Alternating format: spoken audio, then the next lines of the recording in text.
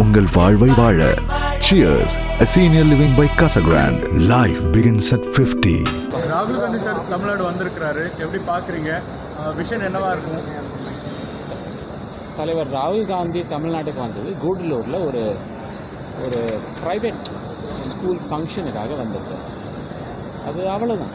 அந்த ஃபங்க்ஷன் முடிச்சுட்டு திருப்பி டெல்லிக்கு கிளம்பி போயிட்டு. அலைன்ஸ் ரிலேட்டாக எப்படி பார்க்குறீங்க சார்? டிஎம்கே அண்ட் காங்கிரஸ் வந்து எவ்வளோ ஸ்ட்ரென்த்தாக இருக்குன்னு பார்க்குறீங்க? அந்த கூட்டணி நல்ல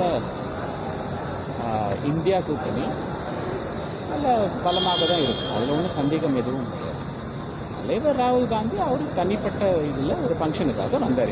அதுக்கு கூட்டணிக்கு சம்பந்தம். சென்ற முறை வந்த போது இப்போ தற்போது சென்னை வந்திருக்கேன், விஜய் அவர் சந்திக்கிற வாய்ப்பு இருக்கா? இல்லை சிபிஐ விசாரணை வந்து அவர் சென்னைக்கு வந்திருக்காரு. நீங்கள் என்னமோ அப்பப்போ தான் நான் சென்னைக்கு வரா மாதிரி பேசுறீங்க. நான் இருக்கிறது சென்னையில் தாங்க. அப்பப்போ டெல்லிக்கு போயிட்டு வருவேன், அவ்வளோதான்.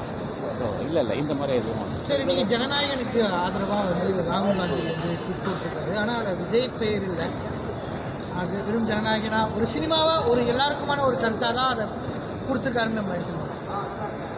திரு ராகுல் காந்தி அவர்கள் இன்னைக்கு அவர் போட்ட அந்த எக்ஸில் போட்ட ஒரு மெசேஜ், அதை வந்து நீங்கள் வந்து ரொம்ப லேஸில் ஒரு கூட்டணி மூலமாகவோ அந்த மாதிரி பார்க்கக்கூடாது. அவர் என்ன சொல்கிறாரு, ரொம்ப சீரியஸான இஷ்யூ.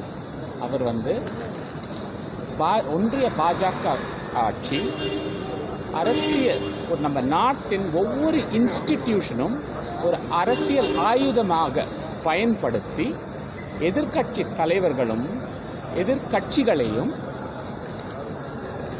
அவங்களுக்கு எப்பவும் ஒரு ப்ராப்ளம் கொடுத்து அவங்க வளர்ச்சியில் தடை போடுவது, அதை வந்து அவங்க பயன்படுத்துகிறாங்க. அதுக்கு எதிராக திரு ராகுல் காந்தி இன்னைக்கு ஒரு ட்வீட் போட்டிருக்காரு. இப்போ அது வந்து அவர் தமிழ் பண்பாடு மேலேயே ஒரு அட்டாக் அப்படின்னு சொல்லியிருக்காரு. ஏன், நம்ம எல்லாருக்குமே தெரியும், தீபாவளி ரிலீஸு, பொங்கல் ரிலீஸுன்றது ஒரு பெரிய ஒரு தமிழ் கலாச்சாரம். நம்ம தமிழ்நாட்டில் ஒரு பெரிய கல்ச்சர், அது பெரிய இது. அது ஏன் இந்த பொங்கல் ரிலீஸுக்கு ஒரு படத்துக்கு மட்டும் இன்ஃபர்மேஷன் பிராட்காஸ்டிங் மினிஸ்ட்ரி யார் மந்திரின்னு உங்களுக்கு எல்லாருக்குமே நல்லாவே தெரியும். அவர் மூலமாக சென்சார் போர்டு ஒரு புதிய ஆயுதமாக ஆகிவிட்டுள்ளது. அது சென்சார் போர்டை பயன்படுத்தி அதுக்கு தடை ஏன் போட்டாங்க அப்படின்னு அவர் கேட்டார். இது வந்து ரொம்ப சீரியஸான இஷ்யூ. சார், தற்பொழுது ஜனநாயகன் வந்து பிஜேபி தான் தடை விதிக்குன்னு சொல்கிற காங்கிரஸ் அன்றைய காலகட்டத்தில் சிவாஜியோட நடிப்பில் வந்து பராசக்தி படையை வெளியிடாமல் அவங்க எவ்வளோ பிரச்சனை பண்ணாங்க. ஸோ இதை குறித்து அவங்க பேசுறதுக்கு என்ன தார்மீக உரிமை? இது பாருங்க, எதுக்கு எடுத்தாலும் அன்னைக்கு என்ன நடந்துச்சு, 1960 என்ன நடந்துச்சு, 70 என்ன நடந்துச்சு, 80 என்ன நடந்துச்சுன்னு பேசிட்டே போகலாம். அது முக்கியமா இல்லை இன்னைக்கு என்ன நடக்குது, தற்காலமும் எதிர்காலமும் முக்கியமா இல்லை கடந்த காலம் முக்கியமா? இது எதுக்கு எடுத்தாலும் திருப்பி 1960, 70, 80ன்னு பேசிட்டே போயிடலாம். அதில் என்னங்க, அதில் ஒன்றும் இதே இல்லை. ஸோ அதுக்கெல்லாம் பதிலாக கொடுக்குறாரு. அதே போல் சிங்கத்தின் வாயில் சிக்கி போனதுப்போ சிபிஐடம் வந்து சிக்கி போட்டாங்கன்னு சொல்லிட்டு செல்வர் பட்டேல் சொன்னார். அதுக்கு தமிழிசை என்ன சொன்னால், அப்போ வந்து பிரதமர் மோடி வந்து சிங்கம்னு பாஜக விட்டுக்கிறாங்க. அது பற்றி எனக்கு எதுவும் கருத்து இல்லை. அவர் என்ன சொன்னார் அந்த விஷயம் பற்றி எனக்கு ஒன்றும் தெரியாது. தொடர்ச்சியாக தமிழகத்தில் ஒரு கூட்டணி பேச்சுவார்த்தைக்கு காங்கிரஸ் மேலிடமாக ஒரு குழு அமைக்கப்பட்டது. இருந்தாலும் ஒரு சில தலைவர்கள் அந்த இதுக்கு மாறாக பேசிட்டு இருக்காங்க. அதாவது திமுக காங்கிரஸ் கூட்டணிக்கு எதிராக வேலுசாமி, நம்ம திருச்சி வேலுசாமி, அப்புறம் நம்ம இவங்க எம்பி அவங்களோட பேசிட்டு இருக்காங்க. இந்த கூட்டணி ஒரு தரத்தை உண்டு பண்ணாங்க. இல்லை பாருங்க, தமிழ்நாட்டு காங்கிரஸ் மட்டும் இல்லை, காங்கிரஸ்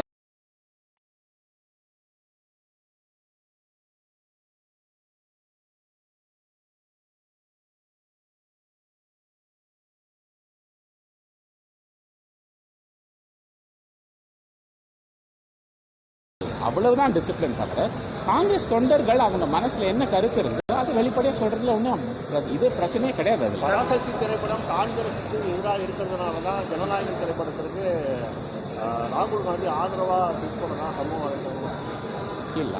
அது வந்து மிக்க தவறு. சார், நீங்கள் ஒரு சர்ச்சைக்குரிய ஒரு கருத்தை சொல்லியிருந்தீங்க. ஊபியோ தமிழ்நாடும் ஒப்பிட்டு பேசினார். வந்து திமுக காங்கிரஸ் இடையே கூட்டணியில் விரிசல் ஏற்படுற சூழ்நிலை வந்திருக்கு. அதை எப்படி பார்க்கணும்? இல்லை பாருங்க, அதெல்லாம் நாங்கள் சொன்னது வந்து ஒரு டேட்டா மூலமாக ஆர்பிஐ ரிப்போர்ட்டில் என்ன இருந்துச்சோ அதுதான். தமிழ்நாடு தான் நம்ம இந்தியாவிலே மிக அட்வான்ஸ்ட் டெவலப்ட் மாநிலம், அது எல்லாருக்குமே தெரியும்.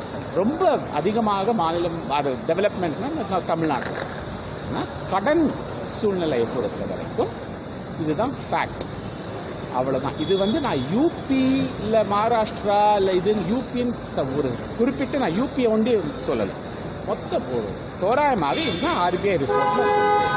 இது நான் வெறும் தமிழ்நாட்டுக்கு இல்லை, காங்கிரஸ் ஆளும் கர்நாடகா, இமாச்சல் பிரதேஷ், தெலுங்கானா பற்றியும் நான் சொல்லியிருக்கேன் வெளிப்படையாக. அதில் ஒன்றும் பிரச்சனை இல்லையே. இது நம்ம ஒரு நல்லதுக்காக தானே சொல்கிறோம். இதை எடுத்து நம்ம உண்மையை எடுத்து பார்த்து அதை இது பண்ணிக்கினா அதில் ஒன்றும் இது பிரச்சனையே கிடையாது. அது ஏன் ஒரு பிரச்சனையாக்குறீங்க நீங்கள்? சார், இந்த மகாராஷ்டிராவில் தாக்கரேஸ் 2 பேரும் ஒன்றா மீட் பண்ணும்போது தமிழர்கள் பற்றியும் வெளியேறும் போன்ற கருத்துக்கள்லாம் சொல்லியிருக்காங்க. அதை எப்படி பார்க்குறீங்க நீங்கள்? தமிழ் ரொம்ப ஸ்லர் லாங்குவேஜஸ்லாம் யூஸ் பண்ணுவாங்க. அது மிகவும் தவறு. நம்ம இது இந்தியா ஒரு ஒரு தேசம், ஆனால் நிறைய மாநிலங்கள் இருக்குது.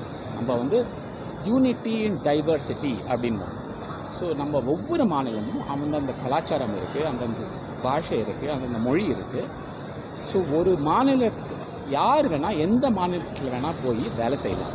இங்கே நம்ம தமிழ்நாட்டிலும் மிக அதிக பேர் இங்கே வேலை செய்கிறாங்க. அதில் நம்ம அதுக்கு ஆட்சேபமே சொல்லலை, அதுக்கு எதிர்ப்பே இல்லை நம்மக்கிட்ட. அதே மாதிரி தமிழர்களும் மும்பையில் போய் வேலை செய்து அங்கே வாழ்ந்து அங்கே இருக்கிறதுக்கு முழு உரிமை அவங்களுக்கு இருக்குது. அதுக்கு எதிராக யார் சொல்கிறாங்களோ அது சொல்கிறது மிகவும் தவறு. சார், மத்திய அரசு முறையான நிதி கொடுக்காததன் காரணத்தினால்தான் நாங்கள் கடன் வாங்கி, அதாவது மெட்ரோ உள்ளிட்ட திட்டங்களுக்கு நாங்கள் அதை கடன் வாங்கி செய்ய வேண்டிய அப்படின்னு சொல்லிட்டு திமுக அமைச்சர்கள் சொல்கிறாங்க.